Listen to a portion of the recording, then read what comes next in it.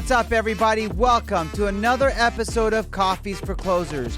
Today, we're thrilled to bring on a profound guest. He's a master of the game, a college basketball icon, and a driving force behind one of the most unforgettable NCAA championships ever won. From dominating college courts to making his mark in the NBA, and now as one of the pillars of leadership culture at United Wholesale, his journey is nothing short of inspirational. Some of you may know him for his catchphrase, "If you're trying to win, tap in." Join me in welcoming the one, the only, Mateen Cleaves. Told you, baby. I told you. You just had to hear me out. Yes, if you're trying to win, tap in. One of the best catchphrases ever. It just came to me one day. I was talking in my car. I was sitting there. I was putting out some social media, and it just came to me, man. And I guess that's how sometimes magic works. That's right. Yeah. Just like your basketball game, and a lot of that game came to you. Yeah, it just came, just working and doing things, and good things happen when you just grind. What year did you get that catchphrase? Oh, this was like probably a year ago. Yeah, right outside, sitting in the parking lot of UWM, sitting in my truck, and it just came to me. It's been like a coined phrase. We use it. I can't imagine how many people actually use it. Mateen, I like to start the podcast with something that really just opens up this conversation. So, and everybody does this. So what's your morning routine like? How do you start your day? Yeah, man, that's a good question. Just, get up in the morning, obviously. Really, mine is simple. When I'm on my A game, I work out. Right now I'm getting back to that now. I get up, I work out, eat something light, get in the car, upbeat music. That's my thing. Inspirational music, upbeat music. I go back old school, and it's really not old school. It's old school to the youngsters. It's 90s, hip hop, 90s R&B, because, it was more uplifting music around those times. So it's 90s hip hop, 90s R&B, and it takes me probably 35 minutes to get to work. And then once I get here at UWM, and I like to put out a motivational video every Monday. And once I, sit in my truck and put out my video, I come into work and get ready to rock and roll. I watch all those videos, by the way. A lot of people watch them. We love them. People know I'm not sitting up writing down what I'm going to say. When I pull up in the parking lot, I just say what comes to my heart.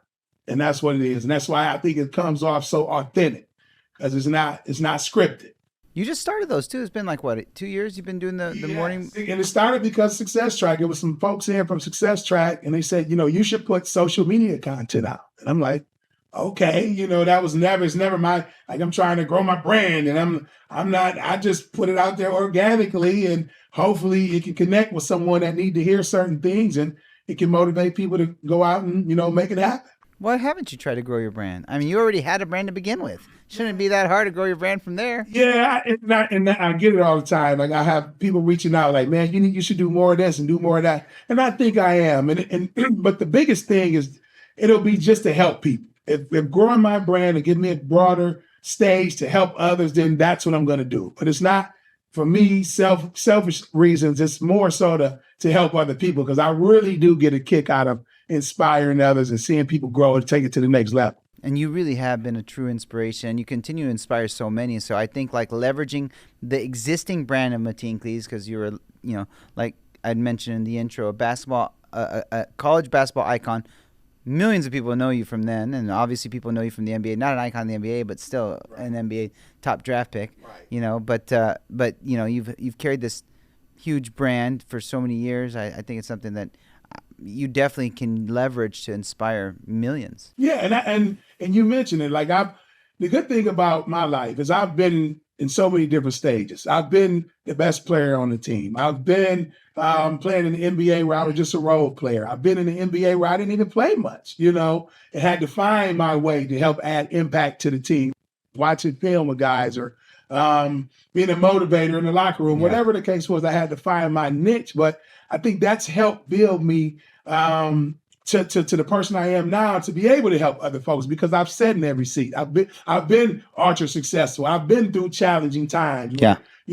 Something can deter you from wanting to move on. I've been in all those situations, and I think it just helped me now, form this person I am now that made me better in the long run. You keep getting better. That's something I notice. Every time I even hear you speak, it's like, it's better than the last one. Something you like to live by, that saying. It's like Denzel saying, like, I'm not done. I'm not finished. The next one's going to be my next speech here. That's going to be better. And you keep getting better. And even your social media content in the morning that you're publishing, it's just flowing better. Yeah, and I think that's just how we're wired here, at UWM, and it goes back to when we played at Michigan State, me and Matt, it was just a certain mindset and mentality that we had at Michigan State that made us successful. And now it's funny, the roles have changed a little bit. I was the leader on our team at Michigan State. Yeah. Now Matt is more of the leader, and he inspires me to always want to grow in the mortgage industry. I always want to grow in my role here at UWM, and just watching Matt. I'm lucky to see one of the best in the world, do their thing every day, and to be able to have a front row seat to that. I think that's helping me grow. Now, I want to talk a little bit about like your childhood life, because one thing you always talk about, Mateen, when I hear you speaking, is like you were so good at basketball because you went to church with the basketball, you slept with the basketball, and you always make that comment, and I'm always thinking, I gotta ask Mateen about his childhood life. Did you always know you wanted to play ball? You were so dedicated to playing basketball, and that level of dedication. And you mention this all the time. It's like everybody wants to play in the NBA, and how many people get to play, and how many get to play at that high of a level. So, so what was childhood like? What inspired you to play basketball at that level? Who was really the catalyst for that? My father was an athlete. He played Division II level football, college football. My brothers all played, varsity sports, basketball and football, and I was the youngest. 5 siblings, having 5 siblings, I was the youngest. And my brothers were athletes, and growing up just watching them play or running up behind them, trying to keep up with my brothers. That's what it was. But I told my mother, man, I probably had to be in first grade, that I wanted to play in the NBA. And she was a huge influence in me, telling me that, well, hey, do it. If you want to be an NBA player, go get it. You're going to be an NBA player. So my mother instilled a lot of self-confidence in me, and my father as well. And that helped me. But having older brothers that were in sports and trying to keep up with them, I think that kind of gave me an edge on some of the other kids that were playing sports. Did you out-hustle your brothers, like when it came to your grit, your mindset? Being a younger brother, if I didn't work hard, I didn't even have a chance to compete with them. And I have to say I benefited from being younger because I learned from some of their mistakes. Some of my brothers didn't make the best decisions outside of the court or the basketball court or field. I had another brother who I thought was the most talented out of all of us, but he was lazy, and he'll tell you. And I learned from that, like, it's not just having talent, man. You have to work hard if you want to get to a certain level. And my goal was not just to make it varsity in high school or make it to college. My goal was to make it to the NBA. And that's something that drove me every day. That's what I want to ask you about. Okay. At what age did you know you wanted to accomplish that goal? It really clicked, I say probably 12 years old, when I really started really paying attention and watching it with a different eye. Instead of just watching, looking for highlights, watching and trying to learn. Michael Jordan, every team that plays them, they're trying to stop him. But yet he still gets 30 and 40 and 50, 60 points. How is he doing that? Larry Bird back then was the best shooter. How does he continue to get open? Because everybody's trying to take him away. Or point guards. I looked at, Isaiah Thomas, Magic Johnson. Then I look at John Stockton, who's not as athletically gifted. How is he having success? So I started to look at the game, probably 12 years old, with a different eye, not just looking for the highlights, but looking to try to learn from it. That eye at 12 years old, like, how do you even accomplish that eye? Like, that is a lot of wisdom to get to that level of discernment. And I guess that's what kind of separated me from a lot of people was that it's not just about, and it's something I preach to my son all the time, it's not just about talent. It's not just about, running up and down the basketball court. You have to read things. You look at LeBron James, who's a master at it right now in today's game. He sees things before they happen. And if you take this away, well, he knows this guy is going to be open. And I think that's a gift. And And you have to work at it. You got to watch a lot of basketball. You have to study basketball. It's a different from watching it and studying it. And now, nowadays, you can rewind games. You can stop and pause them. And I utilize those tools to teach my son now. But back then, I guess just from being around it all the time, I took a liking to it. And then when you start loving it, you want to do things to help you get better at it. Love it, love it. I know I talked to you yesterday, and you're like, hey, I got to dip out. I got to go coach my son playing basketball. You've been coaching your kids playing basketball? Yes, I do, and I love it. I love it, and he might not, but I do, and I just try to push him to be his best. And I try to be a father when I'm off the court, but when I'm there, I push him because his goal is to play in the NBA. And I said, go for it. Go for it. And so I challenge him, and not only him, I challenge all the rest of the kids that's around. And I try to pour into all these other kids because if you it's a difference. Everybody want to play in the NBA, but it's a difference from being driven. And for me, I told him, I don't like slackers. I'm not going to allow you to come in here and not work hard. You're going to work hard. You're going to learn how to compete because whatever you do for the rest of your life, you'll be competing, whether it's sports, whether it's business. Me being, having the luxury of playing sports and now being in the business world, competition is a thing. Yeah. So you better get used to competing now. So I challenge the kids and I hold them highly accountable. But on the flip side, I love on them so much. So they know it's coming from a good place. So they allow me to push them and challenge because they know I do care about them. How old are your kids? My oldest son is 26 and he's doing great, man. He's a leader at Amazon. He's doing good things. He's graduated. He's getting his master's. He's doing great things. My youngest is 14, and that's who I'm coaching right now, and I'm kind of pushing to go to the next level. So he's already playing high school ball? Started 14, so he's an 8th grader. He'll be a freshman going into next. This is like a young LeBron happening here, huh? LeBron, you're stretching a little bit, but I think he has a chance to be good, and I'm going to push him to that. And I always tell him, and I say this when I speak, go for it. Go for it. Don't ever be the reason why you don't make it. You go give me everything you got, and we'll deal with the results. But you never want to be the person to say, I wish I would have. I wish I would have worked harder. I wish I would have gave a little more. I wish I would have put more into it. You don't want to be that person. If you go for it, whatever happens, then you'll be able to live with those results. Being a leadership coach, and now I know that your older son is doing great things. You obviously have raised great children, and one thing that differentiates you and your children is you grew up not in a world of less abundance than your kids, right?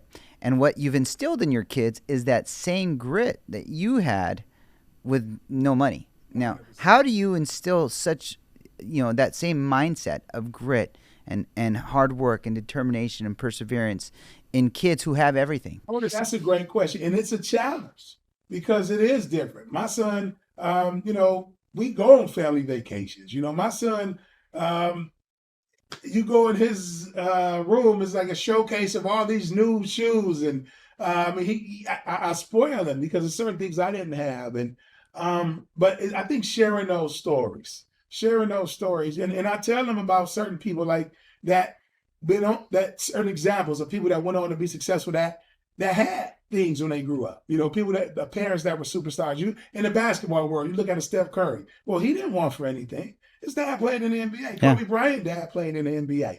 Well, they took advantage of the tutelage. They listened. I always try to tell my son, do not be smart enough to take advantage of this book that you have in front of you. Take advantage of it. All right. So I just always challenge him and I share the stories with him. Or if I see, and he worked hard, but if I want to poke at him a little bit, I say, oh, you just a spoiled kid. Oh, you already got it all. You don't want to work hard because you already got it all. If you don't earn a scholarship, you say, my daddy will give me a scholarship. And he hates that. He hates that because he want to go out and carve his own way. He want to go out and earn his own scholarship. So it's little ways I poke at him, but sometimes it can be challenging when kids, they do have a lot of resources in front of them. Yeah, and that's something we also, question, and I come here on this show, I collaborate with you guys, kind of figure out parenting best practices. You raise good kids, good athletes, scholars. I mean, you're doing it. You're implementing that leadership style from here the UWM campus to the house. Yeah, and thank you for that. And I was blessed to have great parents. I had great parents in my life, my mother and father. They instilled so many things in me. So I was blessed to have them. But my kids, man, my kids are my world. And that's what we're supposed to do. We're supposed to pour into our kids. And I always tell my kids, I'm not here to be your friend. So there will be times where you get mad at me. There'll be times where you'll be angry and upset with me, but I don't care. Because down the road, you're going to thank me. And I think back to my parents. When I was held highly accountable, I didn't want it at times.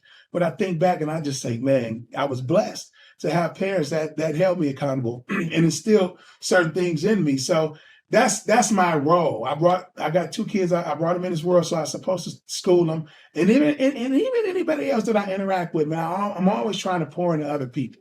I think I get that from my mom. She was always like that. I always want to pour into other people and just help. My kids, probably lucky enough to benefit from it. You're always popping that happiness pill every day, walking around. That big old smile just lights up everybody's day. But sometimes Dad comes out and that smile. Oh, yeah. I don't even want to see the disciplinary Mateen. Oh, yeah. I did it early enough to where I don't have to do it as much now. But I will go there. And it's all to set my kids up for success. It's all to set, even sometime here, meeting with leaders, man, I have to take off the happy face, and firm up with some of our leaders here at UWM, but they know it's coming from a good place. So it's always well received if I ever have to go that route. God bless you, man. So I want to ask you, who do you think's been your biggest source of inspiration? Man, I know it's, and I don't want to sound redundant, but I got to go back to my parents. I see my mother make it happen with less, without all the great resources. I've seen her and my father, find a way. I always have this thing, I don't find an excuse, I find a way. And I've seen that from my parents. And another one that's one of my inspirations right now is my son. My youngest son, he grinds, man. My oldest son, I'm so proud of him for what he's doing now. He's doing great things. But I'm seeing right now, my 14-year-old, the work ethic that he has. He has a goal to want to be successful, and to see him strive for that every day, to grind every day. That's inspiring to me. And then another one, I got to go to my little brother, Matt Ishbia, man. I'm blessed to be around Matt Ishbia every day. Who has a front row seat to that? And to watch him drive. When you talk about, if anybody could kick their feet up and relax and, something Royal Oats or whatever you want to call it, he could do it. But he is so driven, man. That dude, he's different. And to watch his drive every day is so inspiring to me.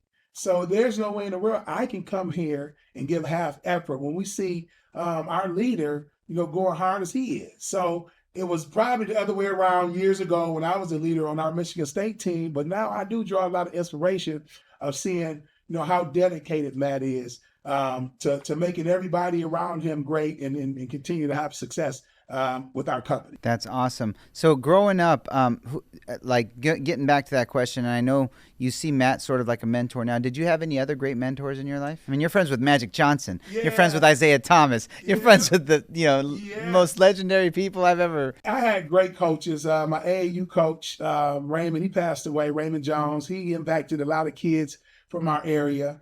My high school coach, Tony Holliday. My high school basketball coach.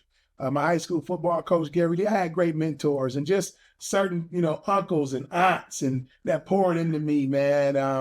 I was blessed, and big brothers and sisters, man. I was ultra blessed with having great influencers. And then you talk about imagine having access to Magic Johnson, when I played at Michigan State. Who can call Magic Johnson and get some advice on how to play point guard or, advice outside the court. I was blessed to have, different people like that.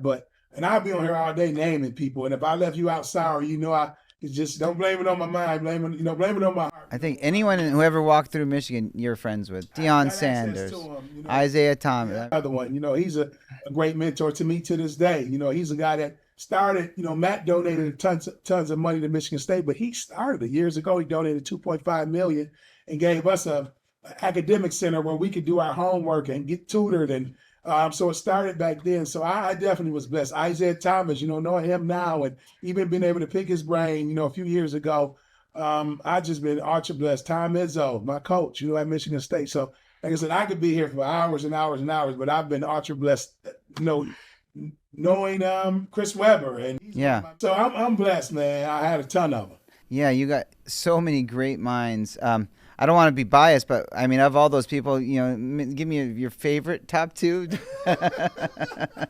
Oh man, you gonna get me in trouble.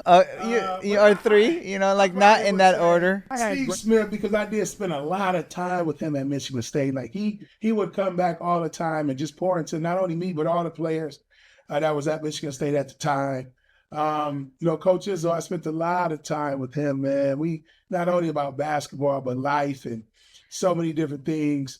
So I would probably have to lean more on those two because that's who I spent more time with. Yeah. And they were very inspirational in my life. And even I would have to talk about Jeff Ishmael, Matt's dad. He's great. Like, and every time I see him, I have 10 questions for him. I'm always trying to get something from him. And he's an open book. Every time I talk to him, especially about business, because I'm trying to grow and learn more about business. And any questions I have for him, man, he's always great. And he's answering every question. And then he adds on to them. Oh, think about this. And so he's been a very, very, very influential in my life as I continue to grow. Me and Melinda Wilner, actually, when we did our podcast, we talked about Jeff's as a parent. Think about what Jeff raised. Yeah. He raised two of the most incredible human beings to ever walk the planet. Like, talk about getting parenting advice from somebody. I always ask him, what did you do? What was it? How'd you, raise these mega, ultra successful dudes, man? They were athletes. They're scholars. They're billionaires. Like, what else can have? He checked every parenting box that exists. 100%, man. And I try to take full advantage of it. I am always asking him different questions about parenting or business. I do take advantage of it. Yeah, what a great resource. Yes. What a great resource. Your resource Rolodex is, and you talk about that, your Rolodex is just, incredibly fortunate. I try to tell people, get out and build more relationships. And, my reach is growing. To be able to pick the phone up and call these people that, usually have the answer, but that have had tons of success is such a blessing for me. And I don't take it for granted. Well, I love it. I love it. Now, I want to ask you, what was the transition like for you going from the NBA court to the UWM campus?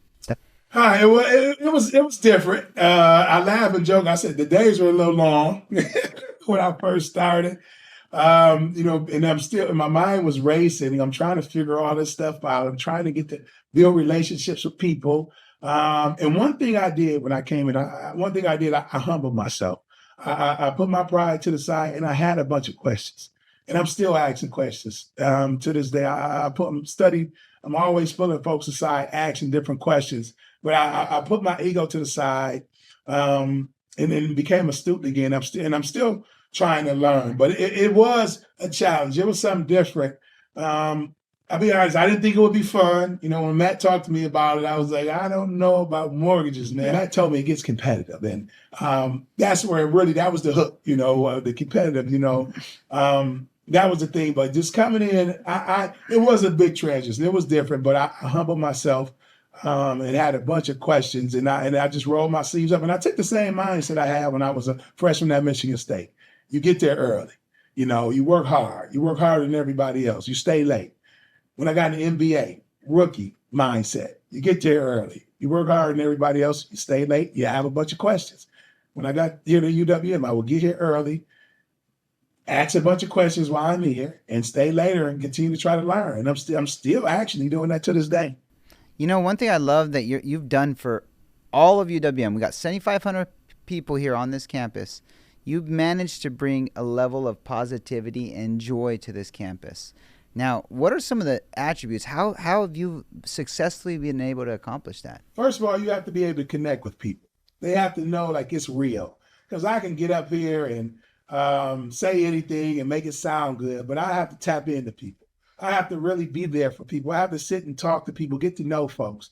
See a look on someone's face and be able to call them in the room and talk to them. And when they say they are right, to know that, no, you're not. I know you enough to know that you're not all right. I can look at your face and tell. So I think just being genuine, and not coming in as a celebrity. I played in the NBA.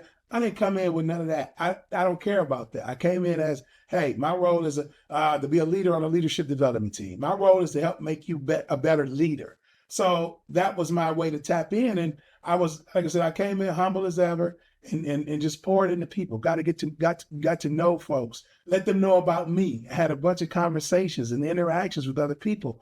And I think that's why it's received well, because they know it's real. It's not me just coming in doing a job, and it's real. And I don't want to be perceived as your coach. No, I'm your family member. We're family. And I tell them sometimes, hey, don't look at me as coach. Look at me as your family member, because I care about you. And sometimes I might be calling on the weekend and on a Saturday and say, hey man, how you doing? I know we met Thursday, but I just want to make sure you're good. Or I make house calls if I have to do that, because we are family here. And that's what separates us from a lot of different companies. And we put a lot into those little things, knowing everything about other people here, knowing their significant others, what they like, what they don't like, different things like that. I think that helps so much when people know it's real and genuine. You sound like my Sunday school teacher or like my priest or something, making house calls, knowing all these things, like checking in on me on the weekend. That's a true servant. Oh, 100%. And I'll tell you too. And I appreciate you letting me have a little shine over here, but you do a heck of a job with it as well. With your crew, and how much you pour into them. And you bring, groups and groups and groups of people out here and to grow and get better. And I think that's, as a leader, that's important. That's very important. And so I want to commend you, because you do a heck of a job too. And having conversations with you and being around you and feeling how driven you are. I'm being like, if I'm in a circle, it's you and Matt. Well, I know I got to bring my A game, because I got some heavy hitters and some guys that's archer driven to be successful. So I think we help all kind of bring the best out of each other. But I did want to give you your flowers as well, because I think you do a phenomenal job with your crew. God bless you. Thank you. I just want to be a dad like you, though. That's one thing. All we live for. Yes, sir. So this is like our breeding ground, our training ground for the house. It starts in the house, of course. Yeah. So one thing, you're gonna love this question. It's like, what do you think is a specific trait or mindset that you have to have right now in this day and age to be successful? I think the ability to overcome adversity. I really do. When you have that, it's going to be hard not to be successful, because if everything was just going as planned and easy, everybody would be successful. Yeah. But if you have that, that will to win and overcome adversity, then you setting yourself up for success, because adversity is going to come knocking. Everything is not going to go your way. And I'm open about, and telling people that I've had a lot of success. I've done things you could dream about, and I've gotten low as you can get before you break. And those are the moments, man, that you learn about yourself. Those are character building moments. So having the ability to overcome adversity and just push through it, I think if you have that, man, the odds of you not winning, man, are very slim. Love it. Love it. Now, after all this success you've had, you've been successful in the NCAA, been successful in the NBA. Now you're a huge success here at UWM. What do you think it is that continues to drive you? Where do you continue to find that motivation? It's that feeling you get when you're successful. And that's why one of my things is telling people, don't chase money. Stop chasing it. Because if that's the case, once you get money or you get to a certain level, then what is the motivation? See, I love being successful. And I look at Matt, that's it. Like you chase that feeling you get when you have success. There's no better feeling than that. And when I go through something challenging now, I'm like, okay, this is going to be fun. Like, I don't shy away from it. Oh, this is going to be fun. Because, and I'm thinking, once I get through this, oh my God, it's going to be a great feeling on the other side. Not if. No, once I get through this, it's going to be a great feeling. And that's something I tell our leaders here all the time. Like, if we go through some challenging times, I am always the calm. Relax. We will be fine. We'll figure it out. But success, that's what drives me every day. I love the feeling you get when you have success. And the why behind that is it's funny. When I was, third, fourth grade, we played no, it might have been earlier than that. It might have been first grade. We were a soccer tournament. We won the soccer tournament. They gave us a popsicle and a first place medal. And that felt so good. And ever since then, that's what I've been chasing. I love that feeling you get when you have success. You're a leadership coach here at UWM, arguably one of the best leadership coaches ever. You coach leaders, and you really foster that talent. What are some of the key attributes to fostering talent right now, you feel? I know the big one, I think you have to connect. You have to connect, because if they don't trust you, then they're not going to listen to your advice. So I am super big on connecting, showing them that you care. Like that's the biggie. Now once I connect with you and I get to know more about you, then I kind of know like what angle to take when I'm leading. Yeah. I know what drives you. If you want to be you make more money to provide for your family, if you're a father or a mother, and that's your thing. You want to take some family on a trip. I know what buttons to push to motivate you. So I think sometimes, to break it down so simple, it's the care factor. If you care about that person that you're leading and kind of dive into them and get to know them, then they'll tell you. They'll tell you how to lead them. They'll tell you what's important to them.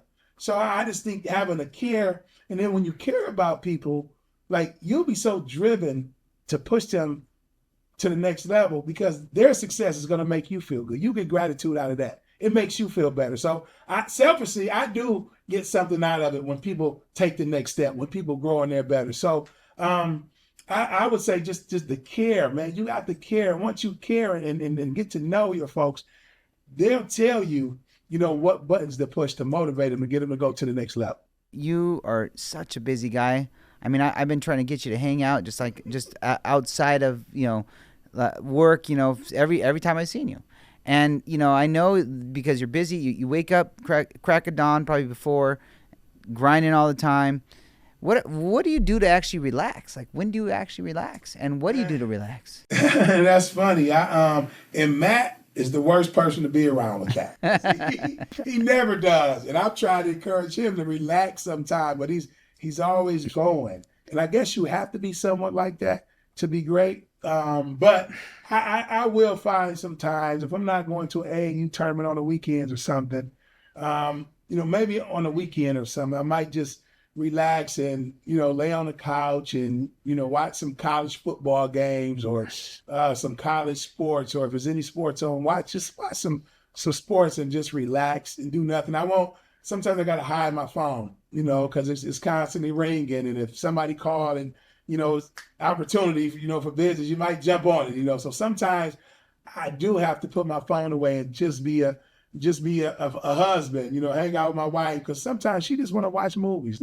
Sometimes it's that, but that's what I do. If I'm chilling, man, they're just sitting on the couch, relaxing, maybe watching a movie or catching a game or two. You still playing any basketball? Not as much. I'm getting old now, and I'm worried about being injured, because I am so busy. So I worry about, if you are hurt, it would slow me down in what I'm trying to do. But I play every now and then. Sometimes I play with Matt. We'll get a group of guys together, and mind you, it's just fun. It's the old dudes that's trying to get a sweat and just and trying not to get hurt. So we play. The whole objective is to get a sweat, laugh and joke a little bit, but not get hurt. So I will play every now and then, but not nothing serious like I used to play. We got a team still. I'm still playing a little bit too, and we could use a big man, whenever you're in Cali. I got you, and we'll play old man style, gotta go hard in the paint. Yeah, and mind you, at this stage of my career, I'm not gonna take a lot of shots. I can screen and get some other guys open and move the ball. So I would be a perfect piece to fit. And honestly, you'd probably be the best player on the team by far. Like without. I love hanging out. I got a couple questions, final questions here, and one of the questions is it's a 3-prong question. It's what's a personal goal that you have for yourself, a family goal that you have for the family, and a business goal that you want to achieve for the company? Wow, and wow. Personal goal. I will say now, kind of getting into this space, I do want to be one of the top motivational speakers out. I do. I know Eric Thomas, and I'm starting to study and look at more motivational speakers around Tony Robbins when he came here. And I think that's one of my goals, man, to get out in front of more people So that's my personal goal, was to I'm never leaving UWM. I'll be here, but be able to do things outside of here. It would probably be one of the top motivational speakers. That ties into your personal brand building. 100%. So it's a win-win. Thank you for that. Second one, what was it? A family goal that you have for the family goal. It's just, I would say, find more time to do family things. Make it a point to take family vacations here and there, and to just be the father, go out and hang out with my wife, and because sometimes she get the short end of the stick because I'm always constantly working, and then when I leave here, I'm getting my son and we going to the gym training, and she's so gracious, and she's been great with it, but find more time to be with her and do more family things. That one, and I say the personal goal here at UWM, I would say just help us sustain what we're doing, help us grow, to continue to get better, like not get satisfied, continue to drive our leaders to go over and beyond. And I think if I can help drive our leaders to get better, that'll help our company continue to push Matt, a guy that's already driven, continue to find ways to challenge him and push him. So I think just not getting stagnant. That's one of my goals, not to let us get stagnant, because it's easy to do when you're constantly winning. But we have to remember, man, people, we took the route where we had to come, that old saying, started from the bottom, now we here. We did that. So now everybody's coming for us. And Dan Campbell, who's, my favorite coach in the NFL right now, my Detroit Lions, he always like to say, hey, we ain't hard to find. If you look for us, we'll be on your porch. And then that's something that's at UWM, man. We right there. We ain't hard to find. So I would just say help take us to even a higher level than we're already at. My last question for you is, when you're in front of the pearly gates, what do you think God's going to tell you? My goal, man, is for him to say thank you. Thank you for help doing my work. Thank you for pouring into others. Thank you for empowering others. Thank you for caring about others. So that's it, man. Hopefully I can do enough while I'm here on this earth where he can see me and embrace me and just say thank you for all that you did for other people. I knew in my heart, because you're a servant and you live to do God's work. And, when you live a life of purpose to fulfill God's purpose, it's like, I expected an answer like that, because you're deserving, and you're worthy. So God bless you, brother. I appreciate you. I appreciate everything that you're doing for the mortgage community, and now, and God willing, for the entire world to kind of hear your voice and to inspire millions across the globe. Let's keep winning together. Let's keep winning, baby. I love you, baby. All right, we out.